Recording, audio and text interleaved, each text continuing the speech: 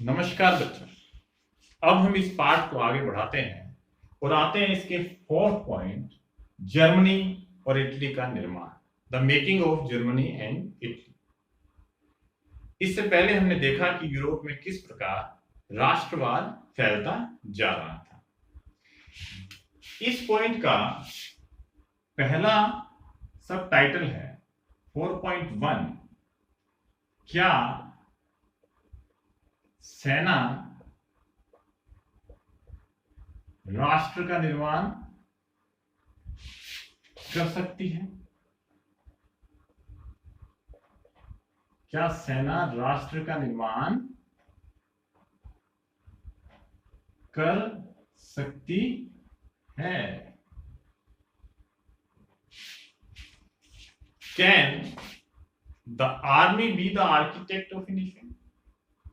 और इसके साथ लिखा हुआ है जर्मनी। इसको इसलिए समझने की जरूरत है कि हो सकता है ये प्रश्न ऐसे आ जाए, can the army be a architect of a nation? Prove with suitable example. उचित उदाहरण से स्पष्ट कीजिए। तो जर्मनी का जब आप निर्माण पढ़ेंगे, निर्माण को सही मायनों में एकीकरण कहना चाहिए, जब आप ये पढ़ेंगे तो आप ये कह पाएंगे कि हाँ, सेना से राष्ट्र का निर्माण हो सकता है। Army can be the architect of a nation. How, कैसे? इसको पढ़ने के लिए हमें थोड़ा सा इसकी पृष्ठभूमि में जाना होगा। पिछले बिंदु में हमने पढ़ा कि 1848 में जर्मनी में उदारवादियों के द्वारा एक राष्ट्र बनाने का प्रयास हुआ, जिसको हमने फ्रैंकफर्ट संसद के रूप में पढ़ा था। हालांकि ये प्रयास असफल हुआ। ये प्रयास किया गया था उदारवादी राष्ट्रवादियों द्वारा, और आपने अच्छी तरह पढ़ा था कि इसको उस समय राजा ने, सेना ने और प्रशा के बड़े बड़े भूस्वामियों ने मिलकर दबा दिया था, या ये प्रयास असफल कर दिया था। देखो बच्चों, यहां रोचक बात यह है कि इस उदारवादियों की असफलता के बाद जर्मनी के एकीकरण की प्रक्रिया उसी प्रशा के राजा के अधीन आ गई, जिसने 1848 में इनका नेतृत्व करने से मना कर दिया था, इनका प्रस्ताव स्वीकार नहीं किया था। प्रशा के मंत्री ओटोमन बिस्मार्क ने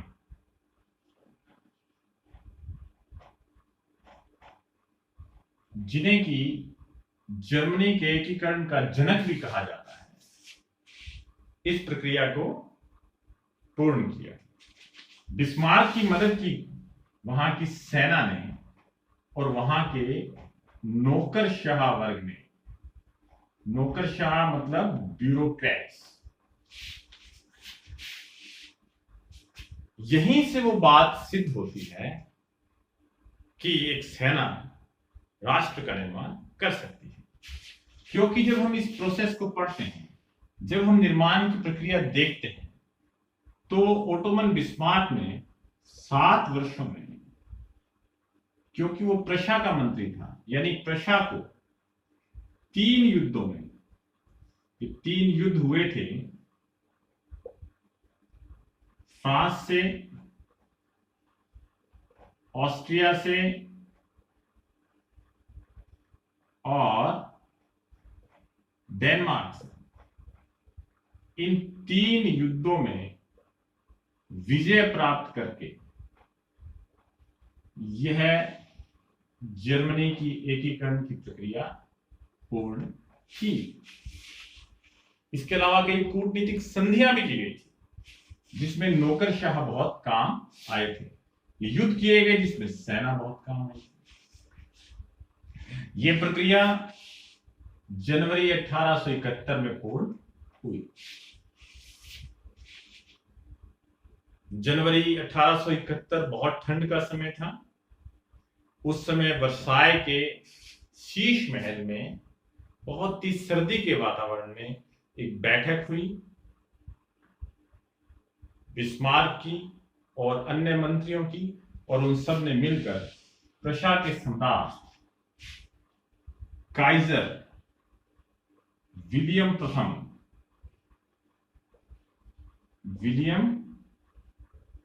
प्रथम को जर्मनी का सम्राट घोषित कर दिया। इस प्रकार जर्मनी एक राष्ट्र बन गया। तो हम कह सकते हैं कि हाँ, सेना के द्वारा राष्ट्र का निर्माण हो सकता है। जर्मनी ने एक राष्ट्र बनते ही, क्योंकि ये प्रशा का नेतृत्व था, इससे साबित हो गया कि प्रशा बहुत ताकतवर है, प्रभावशाली है। तो प्रशा ने सेना में, नौकरशाही में, न्यायिक व्यवस्था में ऐसे आधुनिकीकरण के कदम उठाए, मुद्रा में, बैंकिंग में, यानी पूरे देश का आधुनिकीकरण करने का नेतृत्व किया, जो संपूर्ण जर्मनी के लिए आदर्श बन गया। इस प्रकार जर्मनी यूरोप में एक राष्ट्र के रूप में स्थापित हुआ। आइए अब मैप की सहायता से हम जर्मनी के एकीकरण को समझने का प्रयास करें। इसमें आप ये क्षेत्र जो देख रहे हैं बैंगनी कलर का, ये प्रशा का क्षेत्र है, जिसके अधीन, जिसके नेतृत्व में पूरे जर्मनी का एकीकरण हुआ। इसके साथ ही जो लाइट येलो कलर में देख रहे हैं, ये वो क्षेत्र था जो ऑस्ट्रिया और प्रशा के युद्ध में 1866 में प्रशा ने जीता, जिसमें स्लेस्विग होल्स्टीन है, हनोवर है, ये देखने को आपको मिल सकता है। डार्क ग्रीन कलर में जो नीचे क्षेत्र आप देख रहे हैं, ये ऑस्ट्रियाई साम्राज्य का क्षेत्र है। इसको जर्मनी के एकीकरण से अलग कर दिया गया, जर्मनी के एकीकरण में शामिल नहीं किया गया। फिर आप जो ये लाइट ग्रीन कलर देख रहे हैं, ये जर्मन महासंघ के अंदर 1867 में जो क्षेत्र मिलाया गया वो था। इसमें मैक्लेनबर्ग, स्वेरिन, थुरिंजियन राज्य आदि थे। ये भी पहले ऑस्ट्रिया साम्राज्य का हिस्सा थे, लेकिन बाद में प्रशा ने इन्हें जीतकर अपने साम्राज्य में मिला लिया। इसके बाद आप दक्षिण जर्मनी में कुछ राज्य देखते हैं, जिसमें बावेरिया है, बेडन है। ये क्षेत्र जो है, ये आप मैप में देख सकते हैं। 1871 में जर्मन महासंघ के अंदर प्रशा ने जीत कर शामिल किया था। इसके बाद इसमें दो इंपॉर्टेंट इलाके हैं जो फ्रांस की सीमा पर थे, राइनलैंड, वेस्टफेलिया। ये जो क्षेत्र है, ये फ्रांस प्रशा युद्ध में प्रशा ने जीतकर जर्मन महासंघ में मिलाए। इस प्रकार विभिन्न युद्धों से ये संपूर्ण इतना बड़ा जर्मन महासंघ या जर्मनी का साम्राज्य स्थापित हुआ 1871 में। अब हम अपने अगले बिंदु 4.2 इटली की ओर बढ़ते हैं।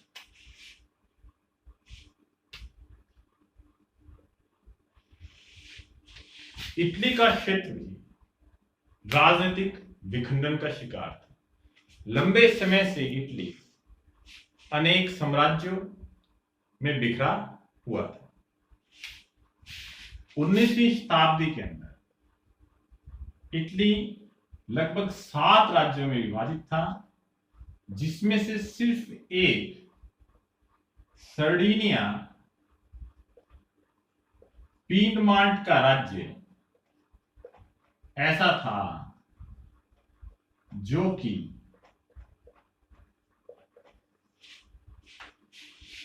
इतालवी वंश के राजघराने से संचालित था। यानी एक ही ऐसा राज्य था जहां पर इतालवी मूल के वंश का शासन था। हम इटली के इन 7 राज्यों की स्थिति समझने के लिए पहले एक नजर डालते हैं इटली के उस समय के मानचित्र पर। देखो बच्चों, ये आप स्क्रीन पे देख पा रहे हैं इटली का उस समय का मानचित्र। इसमें ये जो उत्तर पश्चिम क्षेत्र में आपको पिंक कलर में राज्य दिखाई दे रहा है, यह है सर्डिनिया पीनमार्ट का राज्य, जो कि इतालवी राजघराना था। इसके साथ ही आप देख सकते हैं उत्तर पूर्व में जो ये लॉम्बार्डी और वेनेशिया का क्षेत्र है, ये ऑस्ट्रिया के अधीन थे। उसमें ऑस्ट्रिया में हैब्सबर्ग साम्राज्य था, उसके अधीन ये क्षेत्र आते थे, जिन्हें लाइट पर्पल कलर में दिखाया गया है। इसके नीचे दो और राज्य दिखाए गए हैं, जिन्हें परमा, मेडोना, टाटस्की ये लिखा हुआ आप देख सकते हैं। ये स्वतंत्र राज्य थे, लेकिन इनके ऊपर ऑस्ट्रिया का प्रभाव था। दो नहीं, इनकी संख्या 3 है। इसके बाद आप नीचे मध्य में फिर से ये जो लाइट पिंक कलर देख रहे हैं, ये पोप का शासन था, पोप के अधीन का क्षेत्र था।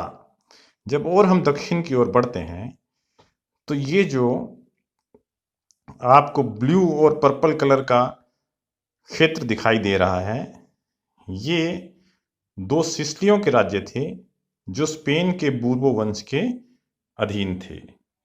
मैं आपको ये बताना चाहता हूँ कि इस प्रकार ये पूरा का पूरा इटली 7 राज्यों में बटा हुआ था।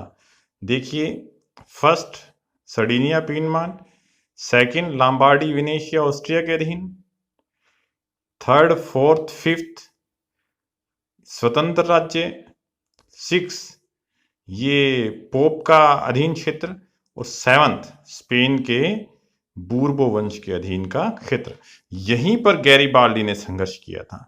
इस क्षेत्र को मिलाने का श्रेय गैरीबाल्डी का है, और ये वो राज्य है जिसने इटली के एकीकरण का नेतृत्व किया था। Thank you. मानचित्र के अध्ययन के बाद हम इटली के एकीकरण की प्रक्रिया को समझने का प्रयास करते हैं। 1830 के दशक से ही मैज़िनी ने, जो कि एक क्रांतिकारी थे और जिन्हें हमने पहले पढ़ा है, उन्होंने एक इटली के एकीकरण का सपना देखा और इसके निर्माण के लिए खुद बहुत प्रयास किए। उन्होंने अपने उद्देश्य की पूर्ति के लिए क्रांतिकारी संगठन भी स्थापित किया था, जिसका नाम था यंग इटली। लेकिन रूढ़िवादी शासकों द्वारा क्रांतिकारियों के संघर्ष को दबा दिया गया। इनके असफलता के पश्चात इटली के एकीकरण की प्रक्रिया का नेतृत्व सर्डिनिया पीनमांट के शासक विक्टर इमैनुअल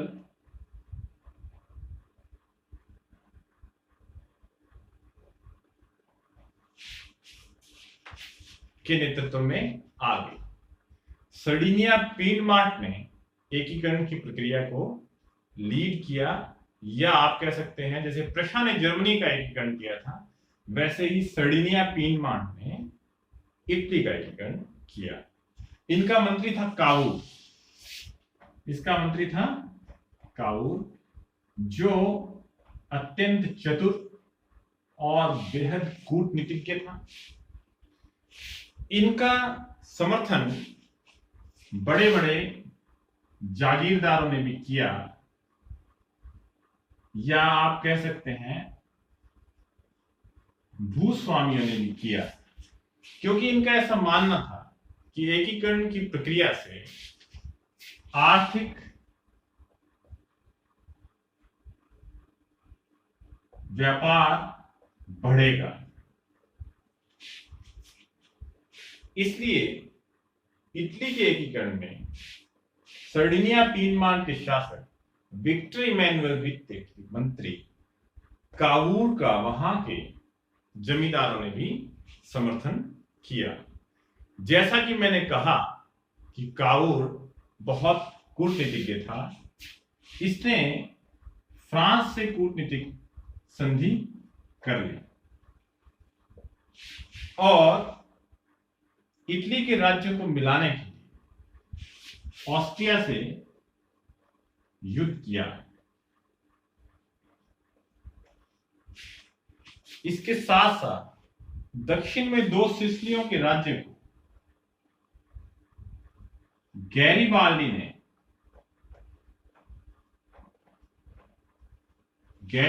ने इटली में मिलाने में बहुत महत्वपूर्ण काम किया।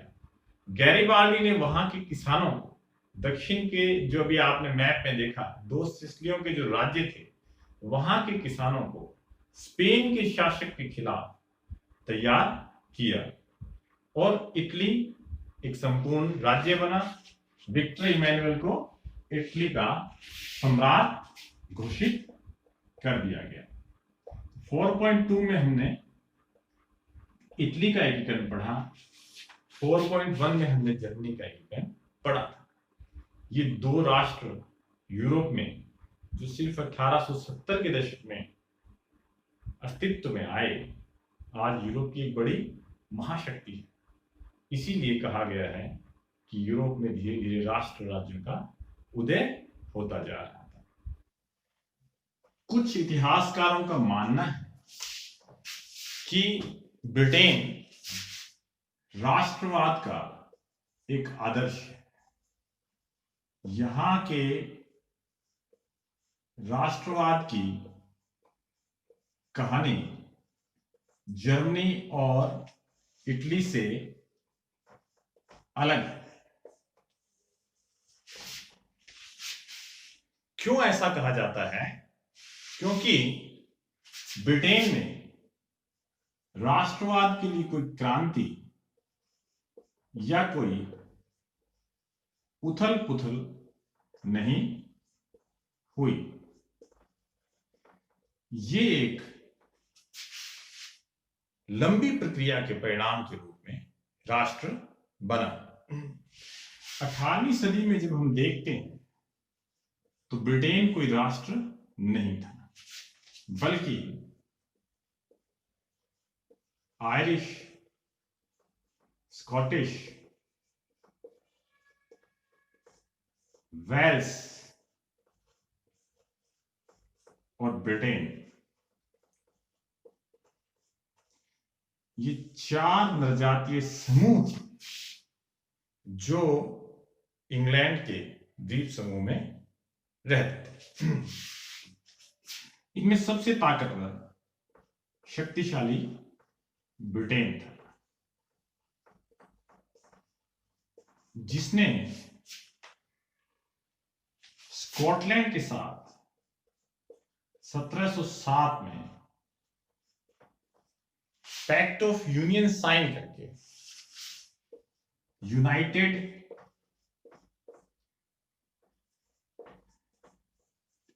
किंगडम ऑफ ब्रिटेन यानी यूके की स्थापना की।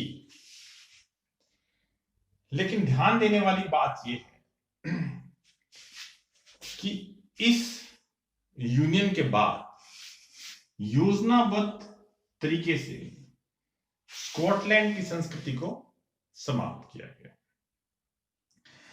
ब्रिटेन की संसद में स्कॉटलैंड के प्रतिनिधि नहीं शामिल किए जाते थे। स्कॉटलैंड के लोगों को अपनी भाषा, जो इनकी गैलिक भाषा थी, वो बोलने की स्वतंत्रता नहीं थी। इनकी राष्ट्रीय पोशाक पहनने की स्वतंत्रता नहीं थी। इस तरह से धीरे धीरे स्कॉटलैंड की संस्कृति को खत्म कर दिया गया। यही हाल आयरलैंड का भी हुआ।